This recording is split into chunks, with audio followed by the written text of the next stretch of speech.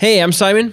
I'm Greg. We are Cinematic Films, and this is our guide to the best places to elope in Scotland.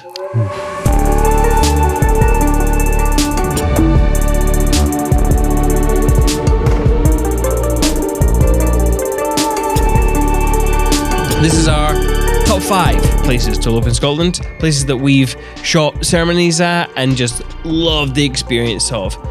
And we want to share these locations with you. So this video is just going to be us chatting to you, kind of like we're in a pub, and we're going to be talking about our experiences there and just very casual.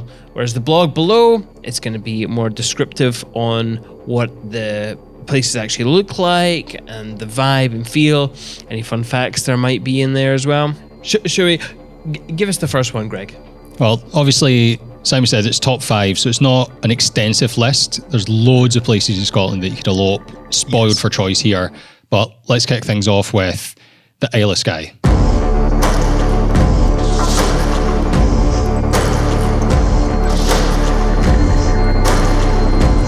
Within these locations, they're obviously quite big locations that were mentioned, like Isle of Skye. For all it's a small island in Scotland, it's within itself, it's quite big. There's lots of places you can elope within it. So we're just talking about Skye in general. Yes. Why do we love Skye? Why do we love Skye? It's probably the most epic of the landscape shown in Scotland. Yeah. Plus there's also Eilendon and Castle when you're going up, just before you come onto it. Big famous Scottish castle. It's definitely one of the best places for getting that grandeur and epicness. Like if you want mountains and sea, then yeah, Skye pretty much ticks that box. Yes. From Edinburgh, it's probably about a 6 to 7 hour journey up. Yeah. So just bear that in mind if you're flying in. I think you can actually fly in from Inverness as well. So it's a little bit of a shorter journey. Yeah, we're obviously based in Glasgow. We allow ourselves 6 hours to get there. But that's usually with a stop at Fort William for a toilet break. And then that's usually it, isn't it? Yeah, just one. We have one toilet break, that's us. That's it. I tend to like to just power through and get to where we're going. But that drive, we'll obviously get on to Glen Coch, but you got to drive through Glen Coch, then you got to drive through Fort William, and then it gets better and better as you go. Like, it's such a good drive. Yeah, I mean, the roads are not perfect, but the scenery gets so good. Yeah, and I think the thing I like about Skye is there are so many different but equally epic locations to have a ceremony at, for us to shoot. It really lends itself to a big grand adventure. And we have broke down our top 5 Skye locations. So if you want more information on the specifics of spots on Skye, then check out that link below. Yep, absolutely. Our number 2 pick, probably one of the most famous in Scotland, and the easiest to get to, Glen Coch. So Glen Coch, I always imagine as being almost like a miniature Skye. Mm-hmm.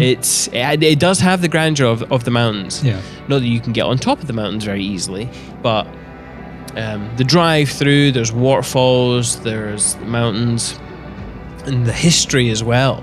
Yeah. I suppose we didn't really talk about the history of Skye, but the history of Glen Coch is absolutely fascinating and absolutely brutal. So I won't cover the history of it just now, but it is an absolutely stunning location.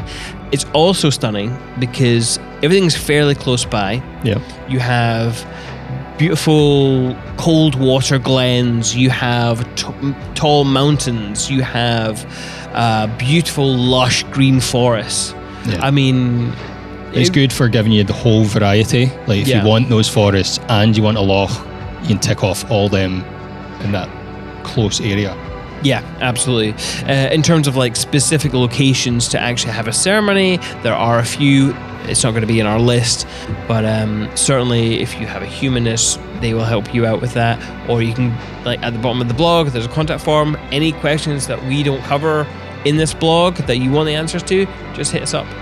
We will happily take the time to respond to you. So if you're wanting to find that James Bond Skyfall spot, then we can help you find that as well. We can help you find that. We know a lot of couples that are like, oh, is this the road where you parked the car? Is this it? Yes.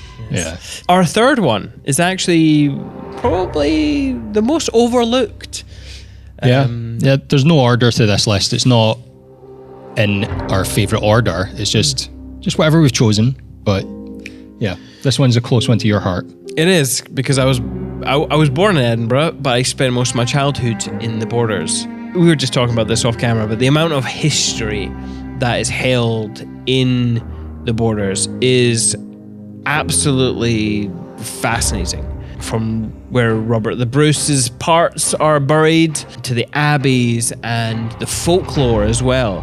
Not to mention the spicy political past of Scotland's history, which is quite fascinating. And if you're a rugby fan, Rugby Sevens was invented in Melrose. So that's a fun bit of sporting history, I suppose. There's all sorts of stories and historical things from the Borders. It's absolutely fantastic for that. And as Simon said, it's often overlooked. So if you're looking for somewhere that's not been as popular, then it's a good one to consider. Yes. Another one that's not overly saturated is the Cairngorms.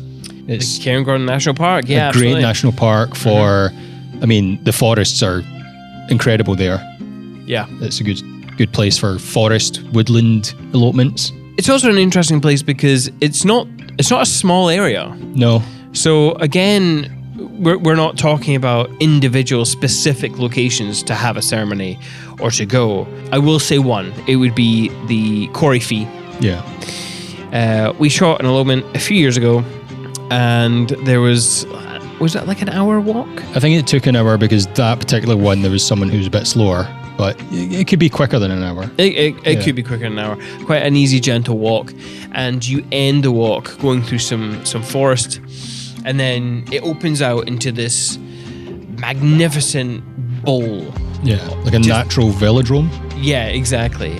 Mountains all around you, and there's this platform where it was just the perfect elopement location. Yeah. To go have your ceremony in the spectacle of these mountains, which you don't often get that kind of vibe.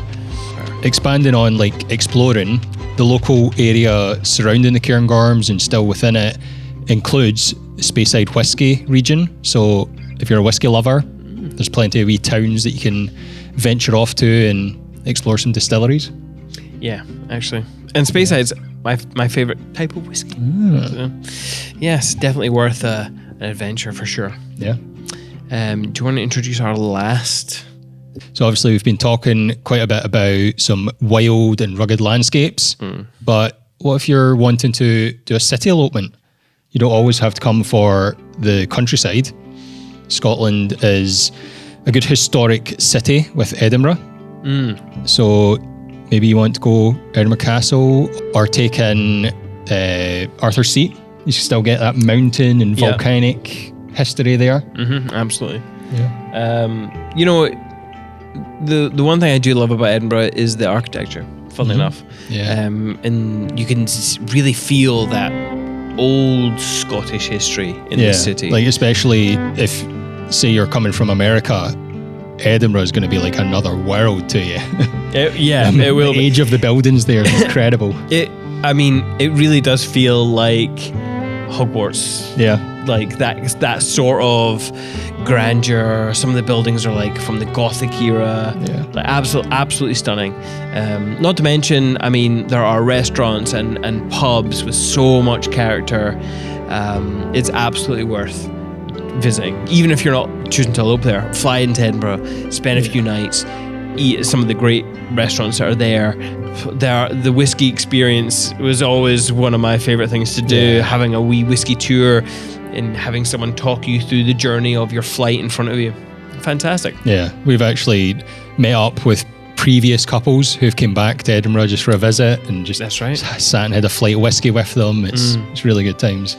Yes, and absolutely. Don't worry, if you do say Edinburgh, we won't judge you. So obviously that's not an extensive list. There's loads more spots and locations that you can adventure to in Scotland, but it'll give you a bit of inspiration to start checking out. You can dive a bit deeper into those locations. We've got other guides on some of them, and you can get in touch with us if you want as well. Yep, absolutely. At the bottom of the blog, there's a contact form.